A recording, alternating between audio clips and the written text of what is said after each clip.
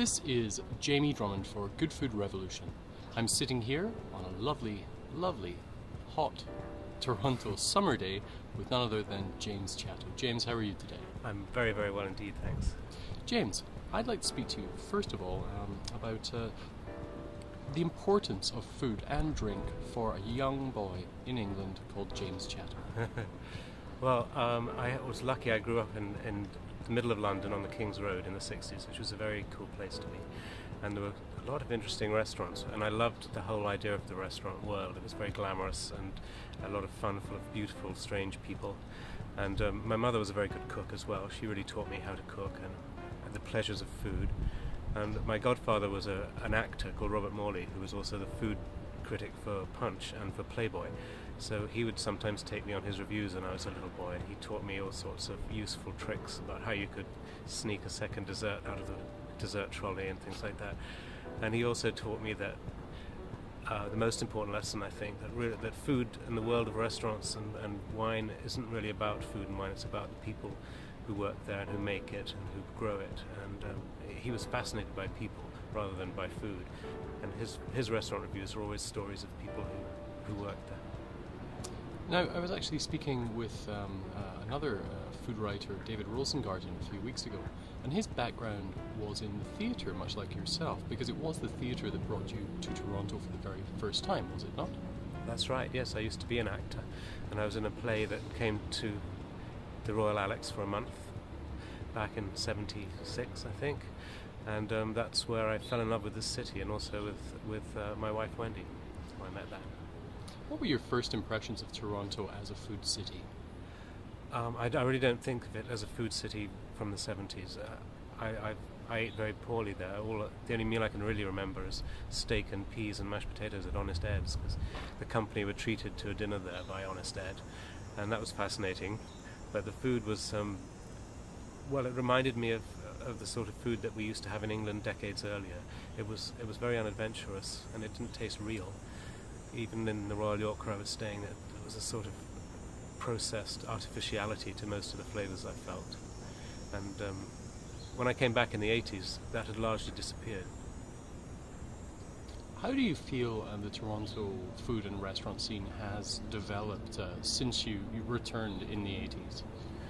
Well, it certainly has come a long way. I mean, we've all been educated in different cuisines. We've all opened our eyes to the rest of the world. We've had a marvellous influx from our immigrant communities bringing their own cooking and their own dishes, and now ingredients are startlingly accessible to us.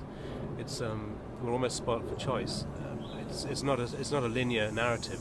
The food in Toronto, it's constantly swirling around the economy and around people's tastes, and so I don't think you can say that it's a line on a graph like that. It's more of a tangle of threads, but it's always fascinating to me to see which ones come and go and which ones are in the ascendant. I think it's a marvellous and very, very fast evolution that we've witnessed in this city in the last 20 years. Now, I'd like to ask you, James, about the current projects that you're working on. I know that you've been heavily involved in gold medal plates for a few years now. Please explain that for our viewers. Well, Gold Medal Plates is a brilliant initiative that raises money for Canada's Olympic and Paralympian athletes by having chefs competitions in every city, and then we take the winner from each city and get them to compete at the Canadian Culinary Championship. And some people thought that would be ending with the Vancouver Olympics, but in fact not. We're now setting our sights on London in 2012, and then on Russia for the Winter Olympics beyond that. So it's going to carry on, because it almost has a life of its own now as a culinary competition.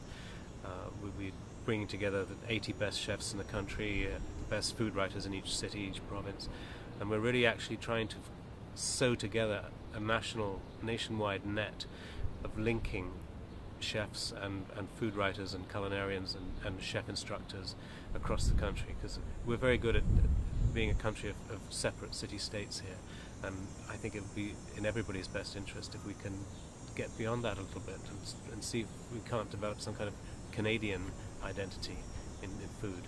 Now, how many years have you been doing the gold medal plates for? I've been doing that for 5 years now. 5 years? Yeah. And we have David Lorison on board as our wine advisor, which is fantastic, fantastic, yes. because he knows Canadian wine so well.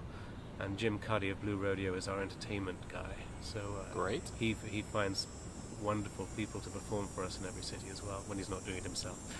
And yeah, so it's a great party. It's like being in a rock band and traveling across the country every fall and staging these fabulous galas. And I have such a good time doing it. So that's one thing I'm doing. I have a blog, jameschatto.com, which is always fun. I still am senior editor of the LCBO magazine, Food and Drink, so I get to write about wine and booze for them. And I edit Harry Rosen's magazine, so I get to write about clothes. Oh, right. And then next week I'm off to Greece for a while to start writing a new book, which will be about all the things I love to eat and drink most in the world. Another self-indulgent project. Will this be in a way a sequel to The Man Who Ate Toronto? Not really. No, it's much more selfish and personal than that. It's really more about what I ate in the holidays kind of thing, but on a global scale.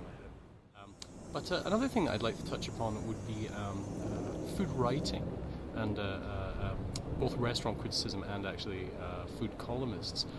Well, how do you feel the future of food writing is progressing? Where do you think that is going? What with the deluge of food writing that one can find on the internet, some of it being of questionable quality. Please, I'd love to get your feelings upon that.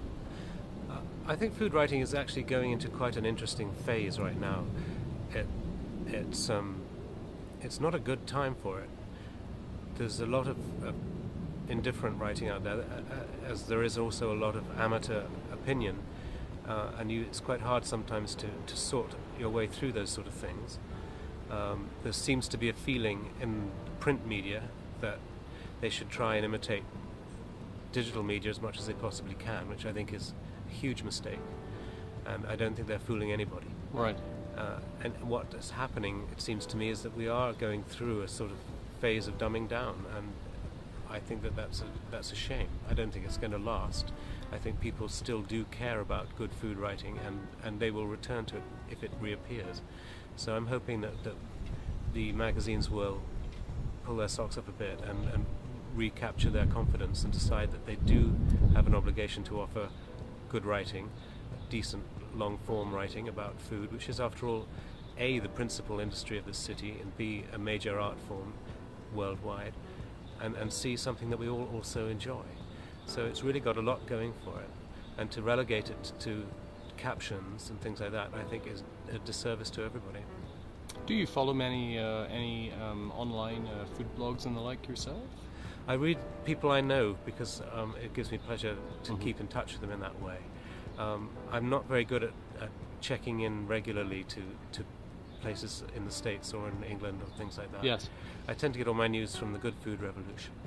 Oh, well, that's a fantastic piece of praise there. Thank you very much, James. Well, thank you for joining us today here at Good Food Revolution. We look forward to catching up with you in the future. Thank you, James. Thanks.